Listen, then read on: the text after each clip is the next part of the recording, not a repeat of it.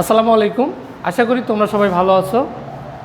তো বাংলাদেশ জিকে বলো, অর্থাৎ বাংলাদেশ বিষয়বলি বলো আর আন্তর্জাতিক বিষয়বলি বলো, ওই সাধারণ জ্ঞান অংশটা তোমাকে পড়তে গেলে যে বিষয়টা অবশ্যই তোমাকে জানতে হবে সেটা হচ্ছে ম্যাপ সম্পর্কে ধারণা। তো বেসিক্যালি আজকে আমরা বাংলাদেশ বিষয়বলি সম্পর্কে জানবো এবং বাংলাদেশ বিষয়বলি সম্পর্কে জানতে গেলে আমাদের ম্যাপের কতটা গুরুত্ব এবং ম্যাপ না জানলে কতটা পীড়া ভোগ করতে হয় সেটা বিষয় নিয়ে আমরা আজকে আলোচনা করব। আসলে দেখা যায় যে জিকে অনেক আনলিমিটেড সিলেবাস, জিকে অনেক কিছু পড়তে হয়। তো আমি বা আমরা বা তোমরা যদি ম্যাপ আকারে বাংলাদেশ বিষয়গুলি পড়ার আগে যদি বাংলাদেশ ম্যাপ সম্পর্কে একটা সঠিক ধারণা থাকে, দিক সম্পর্কে সঠিক ধারণা থাকে, দেখা যাচ্ছে যে 70% জিকে কিন্তু ওই যে তোমার বাংলাদেশের ম্যাপ যদি তোমার ভালো ক্লিয়ার থাকে কাভার হয়ে যায়। তো আজকে আমরা সেই বিষয়টা নিয়ে আলোচনা করব যে আসলে ম্যাপ কিভাবে পড়া উচিত বা ম্যাপ কিভাবে ইউজ করব। আমরা যখন আমরা পড়ার টেবিলে বসবো, জিকে নিয়ে বসবো, বাংলাদেশ বিষয়গুলি নিয়ে, তখন আমরা বাংলাদেশের ম্যাপটা কিভাবে রিয়েলাইজ করব, কিভাবে তার ব্যাখ্যা করব।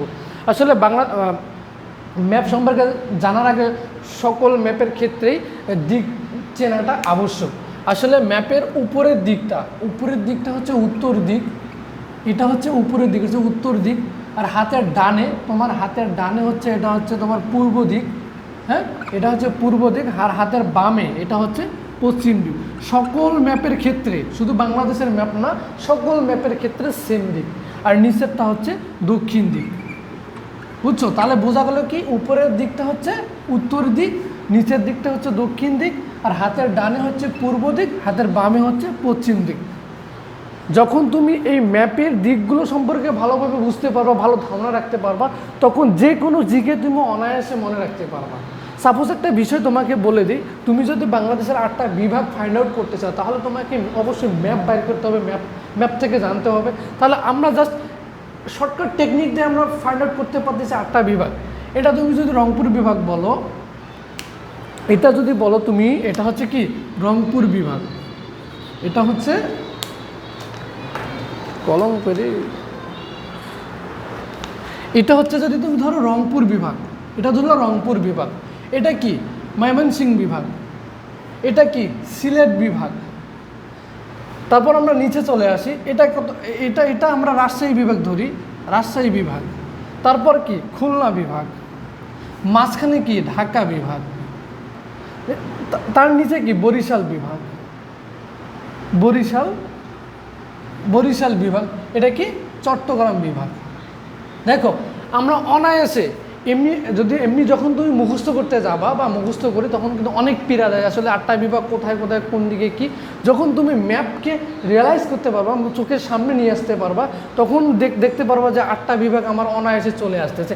এমন অনেক টপিক আছে, জাস্ট আমি একটা টপিক বুঝাইলাম যে বিভাগটা কীভাবে বাইর করতে হবে। তুমি সব ধরনের সিস্টেম এখান থেকে বাইর করতে পারো, যেমন মুক্তিযোদ্ধার 11টা সেক্টর, সাবসেক্টর, যত সব আছে এখান থেকে অনায়াসে বিভিন্ন ব্যক্তিবর্গের জন্মস্থান, মৃত্যুস্থান, এখান থেকে অনায়াসে বাইর করা যায়। আসলে আমাকে বুঝতে হবে ম্যাপটা, আসলে ম্যাপটা কোন দিক বোঝাচ্ছে। আসলে উপরেরটা কি বোঝাচ্ছে উত্তর, নিচেরটা দক্ষিণ, হাতের বামে পশ্চিম, হাতের ডানে পূর্ব। তো আমরা এইভাবে পুরো ম্যাপকে আমরা আয়ত্ত করতে পারি। আমরা যদি জাস্ট একটা টেকনিক দিলাম কি বিভাগ বাইর করার, একটা বিভাগ, 2টা, 3টা, 4টা, 5টা, 6টা, 7টা, 8টা, আমরা 8টা বিভাগ পেয়ে গেলাম।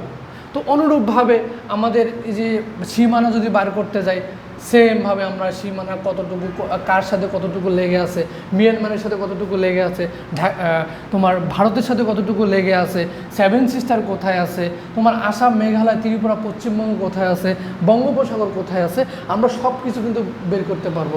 জাস্ট আমরা যদি জানি যে আসলে ম্যাপ কীভাবে ইউজ করতে হয়। আমরা যদি ম্যাপের সঠিক ইউজটা জানতে পারি, তাহলে অনায়াসে আমরা আমাদের জিকের অংশটা সহজে কভার করতে পারবো। তো এই ছিল আজকের ম্যাপ সম্পর্কে বলা কথা। তোমরা যদি ম্যাপ সম্পর্কে আরও বিস্তারিত কিভাবে পড়তে চাও, জানতে চাও, তাহলে অবশ্যই সরাসরি আমাকে বলতে পারো, আমি বলে দেবো। আমি যেভাবে পড়েছিলাম ম্যাপ পড়ে জিকে মনে রাখছিলাম, তো তেমনইভাবে তোমাকেও বলার চেষ্টা করবো। তুমি ওইভাবে পড়লে তুমিও একটা ভালো ফিডব্যাক পাবা। ধন্যবাদ, ভালো থাকো, আসসালামু আলাইকুম।